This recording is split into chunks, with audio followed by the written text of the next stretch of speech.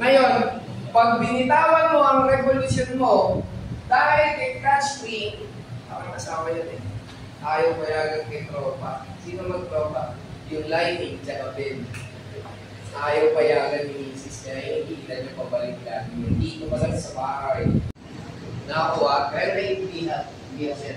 Okay. Sa pagliliha sir, huwag mo na siyang lihain kung namita mong makitap na lahat. Ibig sabihin, dapat ngayon huwag ka na gumalaw ng anyhow.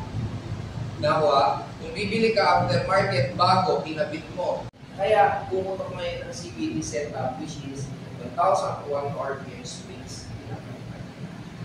Nakuha niyo point, hindi napapalitan. Para, akin muna, kumbaga sa hand clutch. Umul muna. Oh, bigla akong bitawan. Sumisipat pa. Sumisipat. Yes. Nakuha niya. Nasubukan mo sir na nasa third gear ka. Tsaka may arang gana. Papalitan mo to, sir. Palitan natin. Okay? Gagawin ko, last na po, 13:52. Okay? And then 16:32.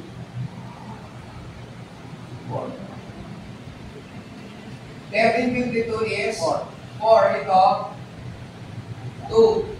Yes, sir. Tama? Yes, sir. Okay. Tingnan natin ha. 4 sa dalawa. 16:32 sa 13:52. Observe. Sir, sabi yung sprocket sa harapan. 16:32. 1, 2. Isang ikot ng dulo. Isa. Ito. 4. Sabi nito, 1, 2, 3, 4. Isang ikot ng dulo. Gagamitin ko sa pagod ko. Tingin niyo pwede. Kaya pala yung motor, tulog 120 usat. Tuloy niyan tol. Galit na galit. Bakit? Sabi kasi nung engine, 4 na ikot ang sprocket. 1, 2, 3, 4 sa ngakbang. 1, 2, 3, 4 sa ngakbang. Nakukuha? Kaya tulog 120 usat. Puro atuma lang makina kasi yung bilis niya, gagawin niya ng maraming beses katumbas na ng isang ikot ng gulong. Nakuha? Sa isang pedicab driver, ito yung pumipita ng sobrang dami pero ang bagal ng usad. Pero tanongin mo, napagod ka ba? Parang wala akong sakay. Nakuha? Ano yung sabihin? Dahil may tinatawag na if there is a 1, kung meron mong number 1, palabas, papasok. Pag lumapit sa 1, pag lumayo, sino ngayon ang high speed? Si dalawa. 16:32. 16:32. Pang-rektahan yan. Pero huwag mong gagamitin sa amin. Nakuha? Nakatungkot to. Okay? Tingnan nyo, sir. Eto, sabihan mo lang ng kamay mo to. And then, tukot ko rito. So, walang hirap. Try mo, sir, kalabitin mo. Labitin mo to. Na hindi kayo mahirapan. Okay? Pangalawa, hindi masisira ang spring. Bakit? Kasi, sir, kaya nasisira ang spring, itong stopper, ground stoppers ng toto. Tsaka to. Minsan, pag pinagsabay nyo, tumungtong din sa bilog na stopper, ang spring nyo nababanat. Kaya ito, deform yan. Deform. Weak na yung springs. Okay? Kaya gagawin ito, pag nagkabit kayo, drum brakes, any motorcycle, para hindi po mahirapan kahit gano'ng katigas spring niya. Make it 45 degrees round L. Position the first shoe, patong yun agad. Then nakatindig yan dyan. Nakuha. Pwede nyo tukuran nyo ng daliri. Hindi kayo maiipit dyan. Kasi ang sungkit niyan, pabuka. Hindi pasara. Ayun. Nakuha nyo, parting oil nyo na. Buha kayo ng goma, patong nyo, tapakan nyo yung konti. Kung nasa pangunahan ng avyon, pasok nyo. Ito lang. Patungan, basahan. Kung ano ba, hindi scooter, hindi Honda Click, hindi Aerox, gumagawa kayo, ano, on the way, pangunahan, drop brake, panel yun, o di ko ako ng basahan, pato ko, tapakan mo lang konti, para maging stability niya, nandun pa rin. No? Sabi ng iba, sir, hindi abot sa flooring. Parang di ko na mabubuo ah. Diyos ko, sir, ito lang yung granite, di mo pa mabubuo. Oh, ito isa. Connect. Ah. Hindi pwede. The triangle never fits with a circle. Good. Ayaw. Diyan na yan. Tama? Okay. Next. Ito. Oh. Alog. Good. Ikot. Oh. Nag-engage. Sa sariling mundo, hindi yan dyan. Oh, balik na rin natin. Alog. Good. Okay. Ganito ba? Yes. Oh, ulit natin. Okay, good. Next. Alright, okay na. Ayaw mabot. Oh, next. Check natin. Measure clip, stopper. Yun. Kaso masishoot pa. Oh. Okay, point. A triangle never fits with a circle. You must or you need to move yung mga pyesa smooth. Nakuha? Okay. Pag nag-prepare kayo dito, please provide torch para matanggal yung bearing without na dinadala nyo pa sa siya. Ang pag-torch, huwag yung tutok ng steady tapos nag-ML o kaya nag-touch siya. Lalambot butas yan. Kung anong bilog, ganun-ganun nyo lang. Nakuha nyo, in 100 degrees Celsius up to 110, hindi naman malulusaw ang makina. Luluwag na yun. Kumuha kayo, hawakan na ako, yung gamit display, ilayin yung tanggal agad yun nung wala na kayong papaluin. Torch, 150 lang yung sir, butane, tapos lagyan yung torch. Di ba sir, patanggal ang bearing? Meron sir, meron naman po, pero upon acceleration, inataw mo ang motor mo, kailangan dito mo ay kontrolado, kaya may regulator.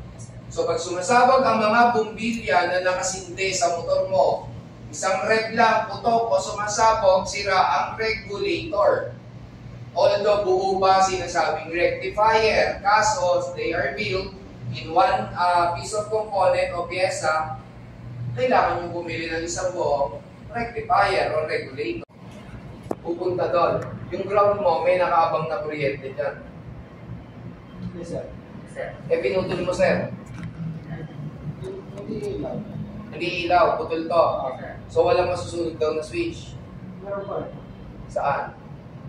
Switch. Pag switch, hindi. Kahit hindi mo i-switch ang issue rito, bakit nasusunod yung mga switch? Andun lang yung current, sir. Nandito na yung current. Yes. Okay. Honestly, pag sa ground kayo nagputol, hindi na masusunog yung switch. Alam niyo paano masusunog? Ito po. Lagay na ilaw. Yung ano lang mismo Sa na. akin. Sa akin. Sa akin. Tabo Yes, sir. Sa akin, yung bumbilya na yan, ito laging burn to, sir. Sunog. In worst case, guys, yung headlight nyo, pag replacement, yung headlight mo yung uyuko, pati yung group sunog. Tao. O, eto tanong, sir. Kasi, bawal pigilan. Sir, yung agos ng isang baha. Wala kasi agos ng baha eh. Hindi pigilan mo gamit ang plywood na kinakabit mo ngayon lang. Ano ibig sabihin? Na hindi pinaghahandaan. So, ganun din to. Hindi sila handa para sa stagnant or trap current. Yung flow. Nakuha nyo? So, tumatakbo ngayon yan. Ito ngayon ang madadali. Kasi sir, pag akit niyan doon, pupunta rito. So, walang tatakbuhan. Okay na to. Makapal ng bakal na to, yung body, hindi yan masusunog eh. Yung pagbalik niya rito sa low na yan. So, wala nang pupuntahan yan doon. So, ang sugal, mas matibay ang switch nyo dun sa contact na etong bilog na to na may spring. Kaya yan ang nalulusaw ngayon. Ito ang tanong, sir, ano po ba remedy talaga? Do not cut the wires and install a switch in a home motorcycle. Automatic headlight on. Nakuha? Okay. If you want to install or cut the wires, use resistor to drop the voltage. Kung hindi nyo ginagamit. Kung may stoplight, anong gagawin? Namomonitor mo na magdadrop ang voltage, kaya papatayin mo ang accessories mo. So at least safe without conversions or modification of electrical wiring.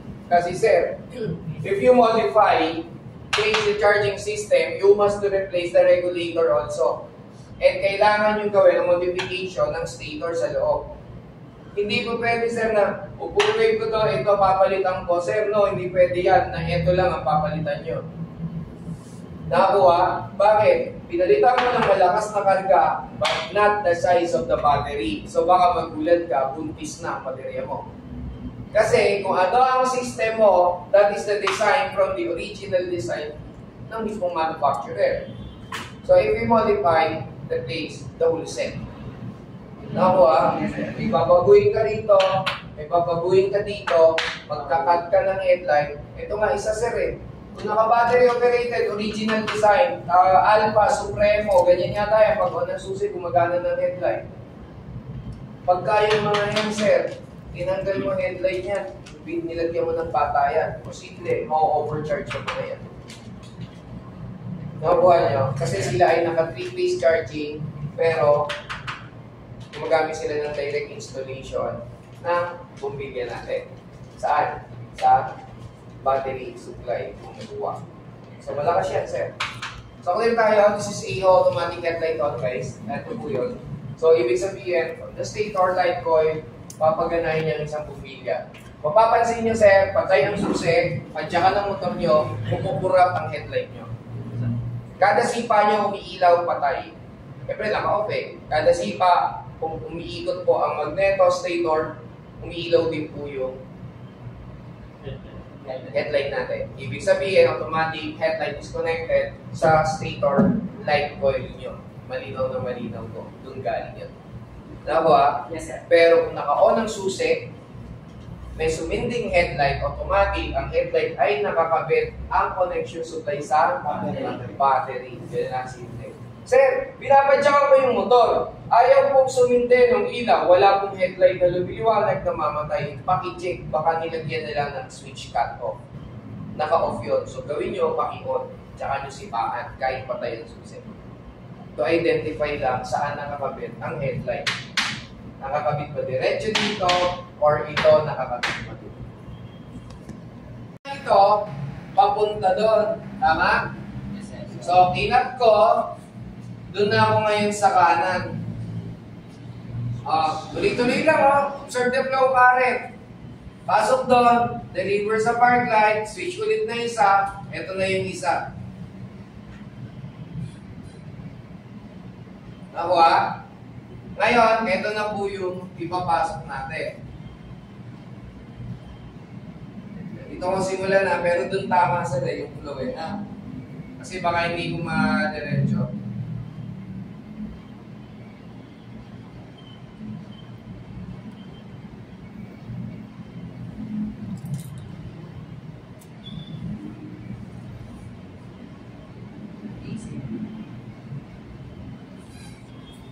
Sir.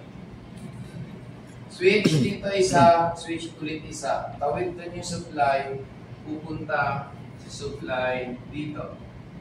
Punta sa switch ng high-low, select high or low, depende dito sa pan.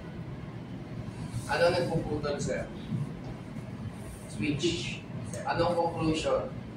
Yung load is going, the supply is going to load. Hinahanap niya.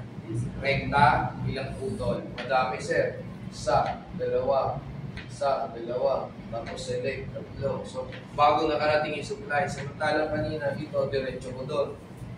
Kaso walang selector, nilagyan natin selector. Di ba? Nakuha niyo yung point?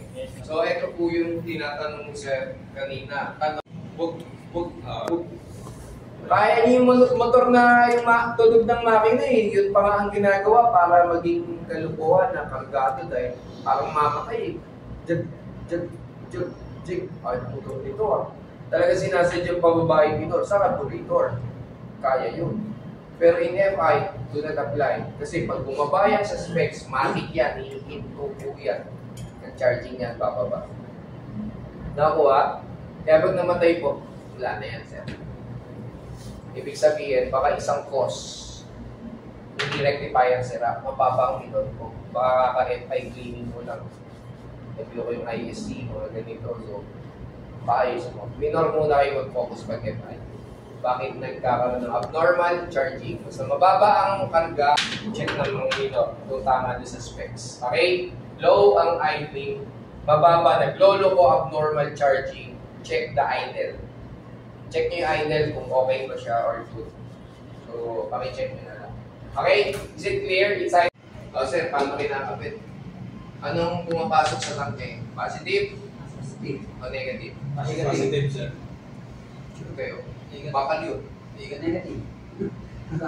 Negative. Bakal yung tangke. Negative. Negative. Ha? Kasi bakal yun, sir. So, ano ngayon to? Ang floater nyo, siyang switch. Ano ang load nyo? Fuel gauge. Ganito po yan. Papasok ang IOP.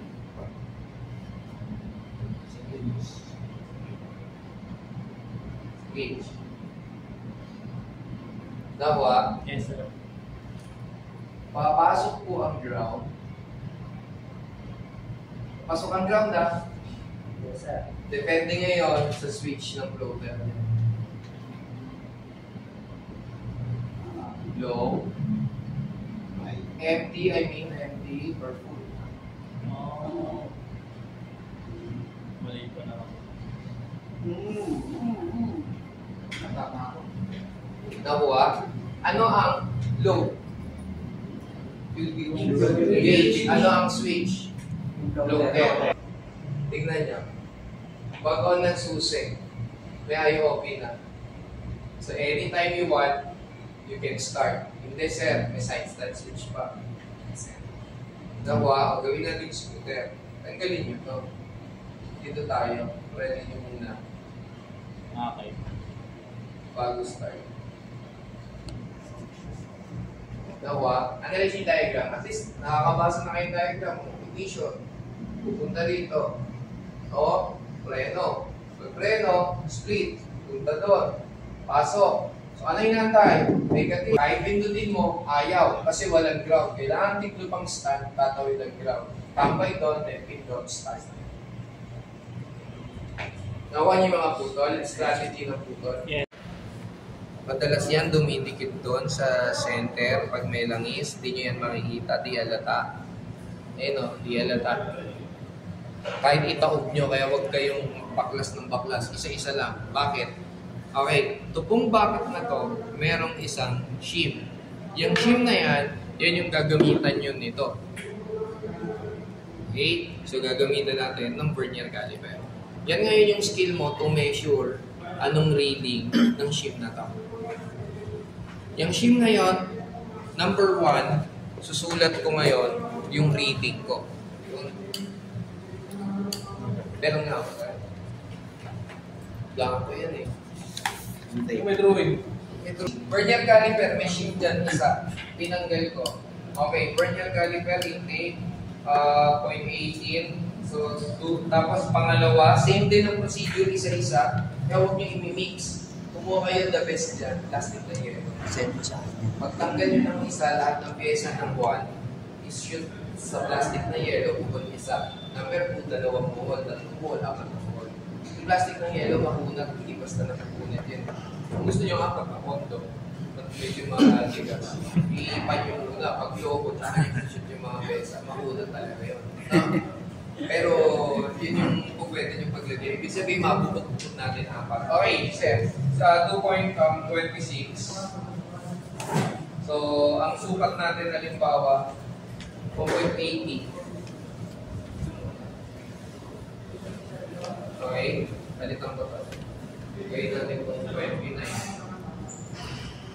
So, ito kayo sa gilid. Left side gilid, tignan sa papel, intake na kasulat. Huwag magkakamali. Huwag kayo BX sa kanan. Intake, sir, 0.29. 120 na. Sa gilid. Kaliwa. Ito sa mga 26 to 30. Bracket daw, 26 to 30. Nakuha niyo. Okay, next. Punta kayo sa taas. Hanapin niyo yung 1.70 sa taas. Kasi 29. Ito. 26 to 30. Ito sa dito. 1.70. Ayan. O, ibaba mo, tapos pagsalubungin mo. Baba doon, tapos pag ano. Ano yung... Ano yung mga kasalubong niya, sir? 1.85. 1.85. 1.85. Dalawang 185. 185. 185, sir. Yung nakabasa ng 185, okay na ako doon. Nakuha na. Yung nalilito pa. Ganito yan, sir, ha? Meet lang. Meet. Filler gauge sa side. Caliper sa ibabaw. Then meet up. Yun ang sagot. Paano sir? Di ko mag-get sir. Di ko Filler mag-get. gauge. Nasa side. Kaliwa. Punta ka. Di ba 29? Walang 29 ito. Yan yung filler gauge. Yung caliper. Yung vernier caliper. Taas. Taas. O, pag sa lungay mo, yun ang sagot. Ano yun? 185. Ibig sabihin, pupunta ako sa Suzuki, yan yung sukat na bibili ko. Ang pinaka-magic dyan, pag nakuha mo itong sukat na to, ipapatok ko na lang yung bago dito, nalagay ko, takip, salpak sa makina. Nakuha niya. Pagbalik niyan, anong clearance, sir? 29. Anong original ng intake? 10. So, maingay na yung Raider na yan. Sir, magulat ka. Pag salpak ko dyan ng pillar na buong makina, ang clearance niyan, 10. Balik yan sa brand new na condition.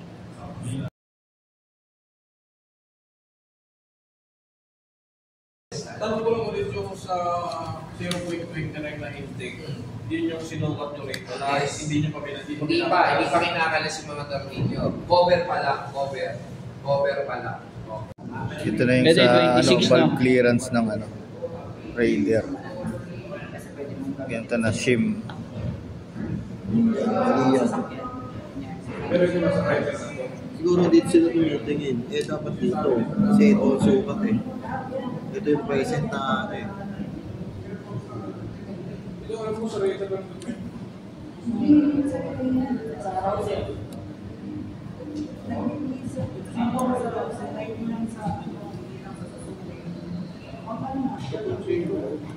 Hindi, tama, 2.7. 1.75, di ba?